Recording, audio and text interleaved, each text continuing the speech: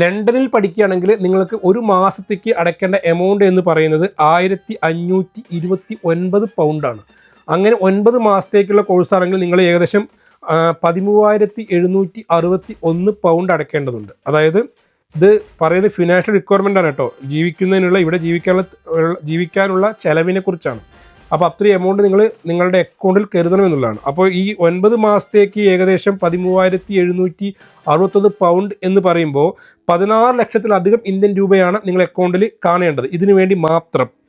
പിന്നെ ലണ്ടന് പുറത്താണ് നിങ്ങൾ താമസം എന്ന് വെക്കുക. നിങ്ങൾ ലണ്ടനിലോട്ട് വരുമ്പോഴാണ് ഈ ചാർജ് ഞാൻ പറഞ്ഞത്. ലണ്ടന് പുറത്തോട്ടാണെങ്കിൽ ഏകദേശം 9 മാസത്തേക്ക് ഏകദേശം 10,539 പൗണ്ട് നിങ്ങൾ അക്കൗണ്ടിൽ കാണിക്കണം. അതായത് ഒരു മാസം 1,171 പൗണ്ട്. ഇങ്ങനെ വരുമ്പോൾ ഏകദേശം 13 ലക്ഷത്തിലധികം ഇന്ത്യൻ രൂപയാണ് നിങ്ങൾ നിങ്ങളുടെ അക്കൗണ്ടിൽ കാണിക്കേണ്ടത്.